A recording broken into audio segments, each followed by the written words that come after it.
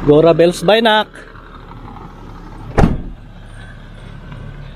Papasok na si Utoy guys. May pasok sa hospital today. It's a beautiful morning. Sining pumasok na rin. Dito yung kotse niya kanina. Sobrang ganda ng araw. Beautiful morning. Kahapon medyo maulan pero ngayon okay.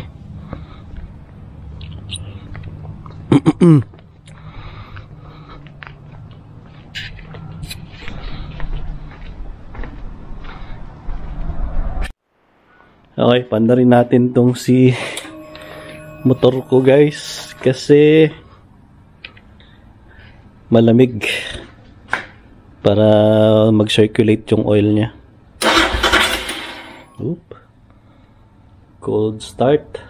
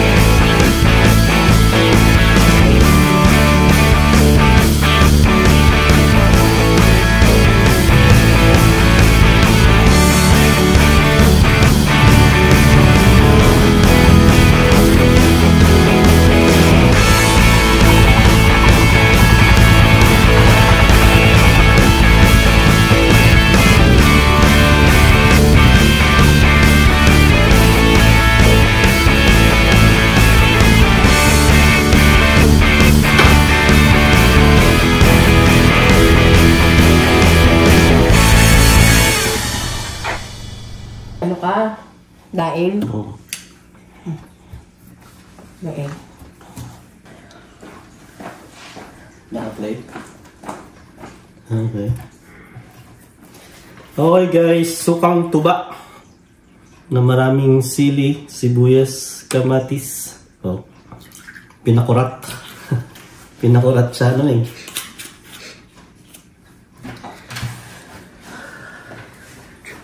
Good morning guys. Kumusta po kayong lahat? So, kain po tayo, breakfast. So, may niluto si Mrs. dito, daing from Palawan. Danggit siya guys na maliliit.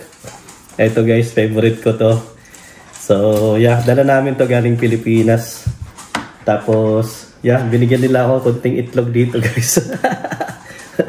Kain tayo. Yeah, today's Monday dito sa US guys. Tuesday na dyan sa Pilipinas ng gabi. Nagising ako ng maaga, nag-edit ng video, sabay pinablish ko din today. So yun guys, mamayang gabi start na yung pasok ko na. So 1 month off ako, umuwi kami ng Pilipinas, tapos nag-stay pa kami dito ng Isang linggo mahigit. So, pero mamaya, back to reality na. Pasok na ulit. Pero bago yan, may project akong gagawin. So, ikakabit ko na yung guys, yung solar panel kay Kai para magamit nating pang-charge ng battery. So, importante yun guys. So, nung nakarang gabi, doon ako natulog kay Kai. Ang sarap ng tulog ko. Ayos na ayos. Almost ready na si Kai. May konting touch-up na lang. And then, pwede na natin siyang gamitin pang camping guys. So yun, kain tayo. Lord, thank you for the food. Thank you so much for the beautiful day today. We ask for your guidance and protection. And thank you so much for all the blessings that you're giving us each and every day, Lord. Thank you so much for the gift of family, for the good health, and thank you so much, Lord, sa lahat ng mga biyaya niyo sa amin. Paspasin niyo po ang pagkain to in Jesus' name. Amen. Mami, kain tayo? Amen. Thank you, Dad. I'm done. Got my coffee. No.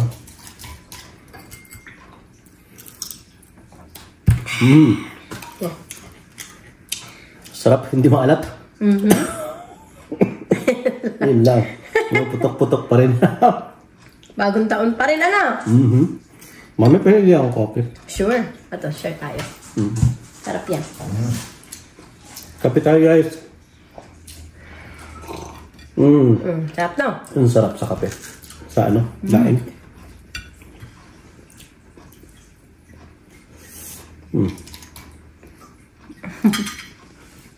Hindi ako nagluto maraming daing. Baka hindi maubos. Marami pa ba? Ang dami. Sakto. Tapos na ito. Ha? Wala masyadong daing sa palengke sa Puerto guys. Wala. Puerto Princesa. Kasi maulan. Maulan-ulan. Bumaha nga doon eh. Maraming part ng Palawan yung bumaha. So siguro hindi nakalaot yung mga isda. Kaya konti lang yung daing sa palengke. Nagdala din kami ng konting pusit. Tsaka yung tawag doon. Dilis, Halos ilang balot lang yung pusit. Eh, wala na. Ubus na, no? Naubos namin yung pusit, guys. Bata. Pusit na daing. Sarap, palutong.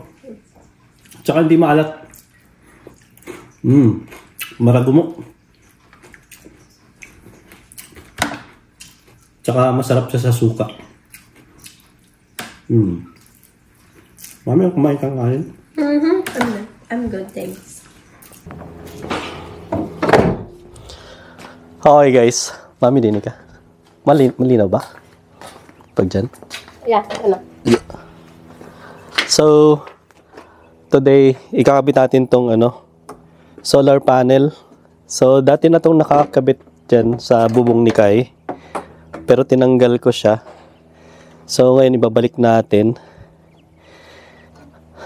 Kasi para pang charge natin ng battery. So, ito ay 100 watts solar panel. Sa Canada ko pa ito nabili. Parang $100. Mahal pa kasi dati. Mga solar panel.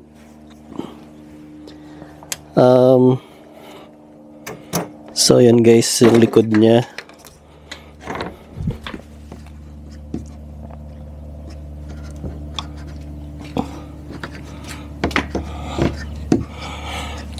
Alright. So, ito yung mga bracket niya. 4 siya. Tapos dinagdagan ko pa ng isa. So, yun. Ikakabit natin dun sa taas. Tapos, ito naman yung solar charge controller. Kakabit mo siya sa baterya. Tapos from battery, pupunta siya dito sa inverter. So ito ay 2000 watts inverter. Para ma-use up mo yung niya guys. Yung kuryente. Ito yun, may mga outlets dito. Para maging AC power. So mamaya i-explain ko sa inyo paano mag-work siya. So, pinanood ko lang din to lahat sa YouTube, guys. Paano siya gawin.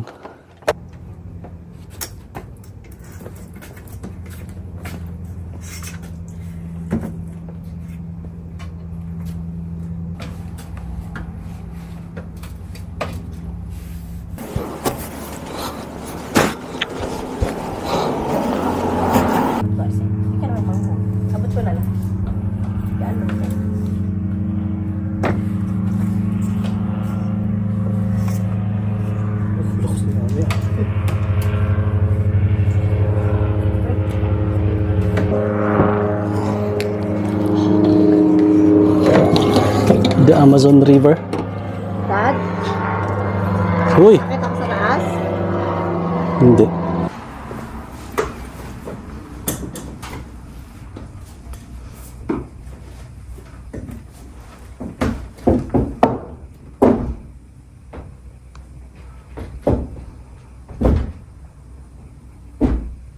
Okay guys, so kakabit na natin tong solar panel dito sa bubong ni Kai.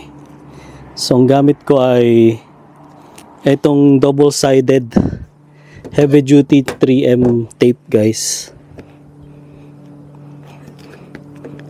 Ito yung dati kong ginamit din dito.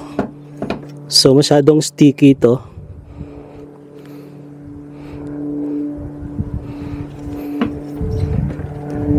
Para mas secure siya. So bali itong mga nandito, ito yung mga luma niya, guys. Ito yung dating kinabit ko. Nahirapan akong magtanggal dito. So ang pangamba ko dati matatanggal siya eh. Pero super sticky ito, guys. Hanggang ngayon ayaw pa nga matanggal. Oh. Sobrang kunat. So tapos low profile naman siya. Kaya kahit mabilis yung yung sasakyan mo, hindi siya matatanggal.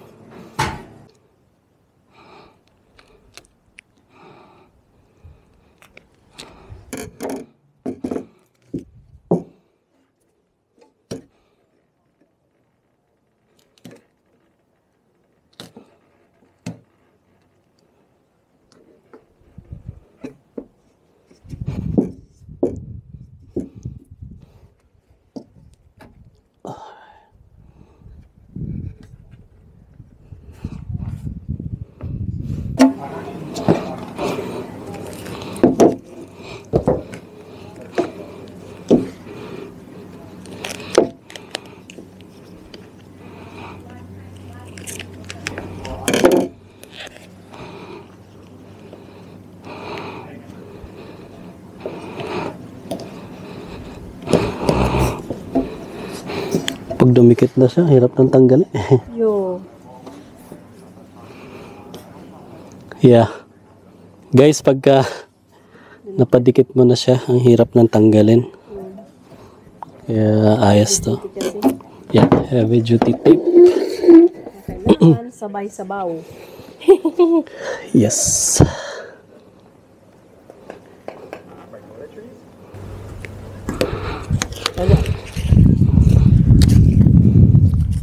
There you go. Good job, Ming.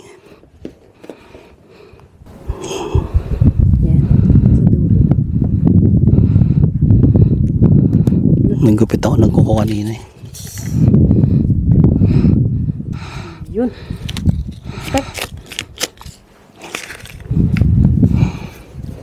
Okay. Okay. Get. Kailangan i-monitor siguro dyan.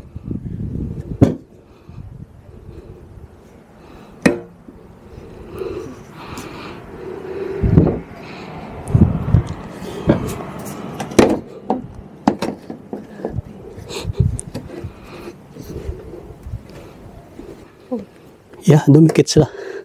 Napapatungan ko lang pala, kaya nakaangat siya dito. Ayan, okay na. So, ito na lang.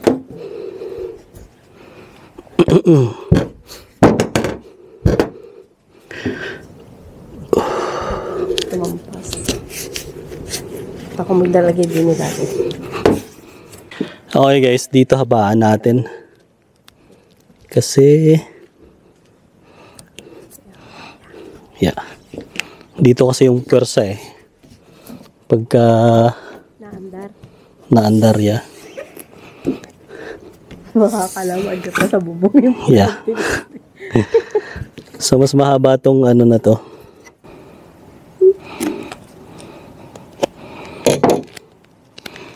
Pa natin dito. Grabe hindi. Sobrang dikit.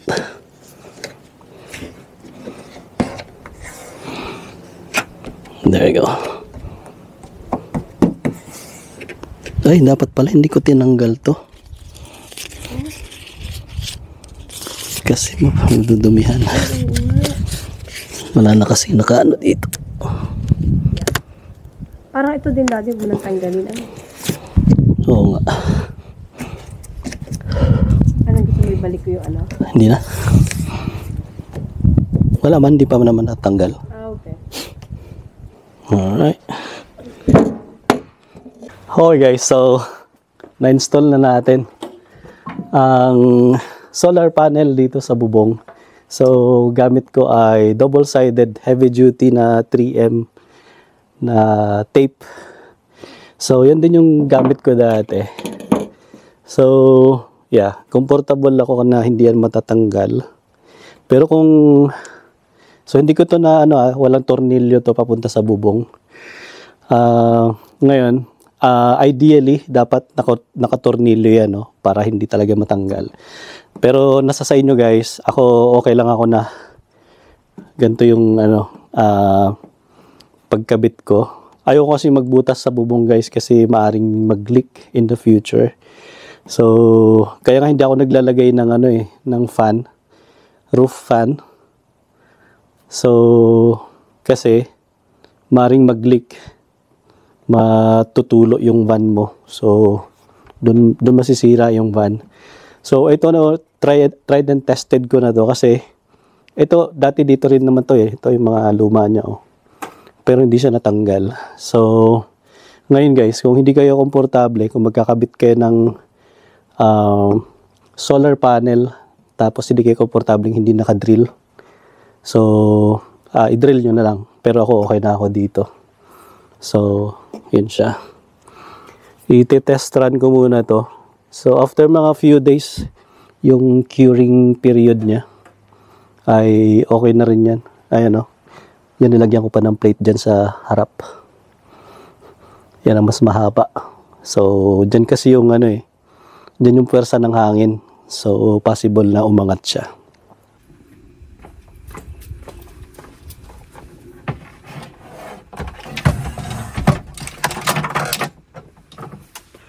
Okay guys, next natin gagawin, kakabit natin tong charge controller. So ito ay PWM 30 amps siya. So 12 volts and 24 volts yung pwede niyang pwede siya sa 12 and 24 volts.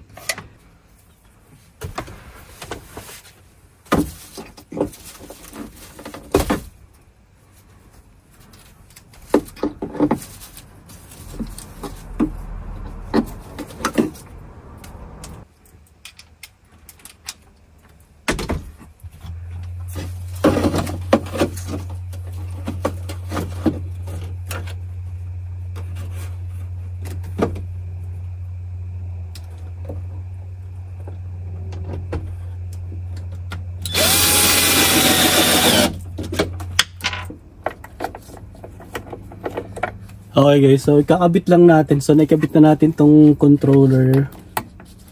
Kakabit lang natin tong kakabit na natin tong wire.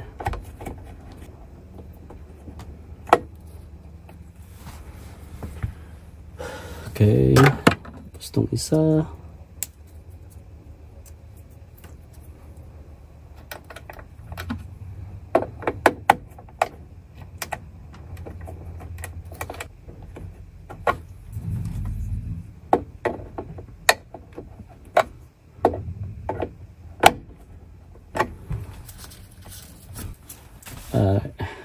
So yan na guys, hindi pa siya nagte-turn on kasi Hindi pa siya naka-hook sa battery. So, i-hook natin mamaya.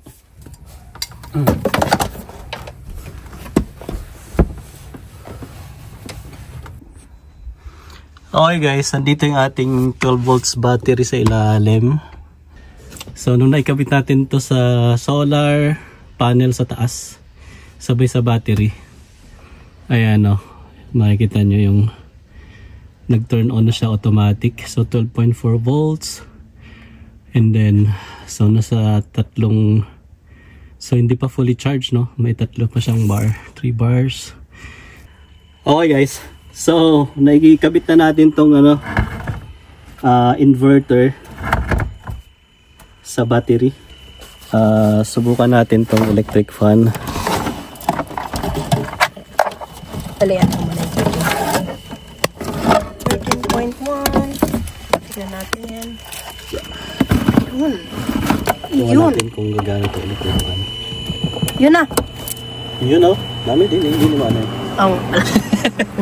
Okay guys, so itong electric fan sinaksak natin dun sa saksakan AC power. So galing sa battery papuntang inverter. So from inverter sinaksak mo to, ayan, gumagana na electric fan. Ayos. So pwede rin ilaw, magcha-charge, ganyan. May USB rin ito guys. So yes. So dati guys, nung nung tinanggal ko tong solar system natin, ang ginagamit ko lang yung portable, yung maliit na power station. So ngayon mas malaking additional na to. So pero isang battery na 12 volts lang to, na marine battery. So i-upgrade ko pa to. Gagawin kong dalawa siya para mas matagal ang yung buhay niya. Sabay dadagdagan ko din ng ilan pang panels yung ating solar para mas mabilis na mag-charge, para mas matagal tayo halimbawa sa bundok or kung saan man tayo sa ating adventures. Ay natin, magtatagal tayo kasi may kuryente tayo. So yun guys, patayin ko muna electric fan. Pwede ko rin patayin din tong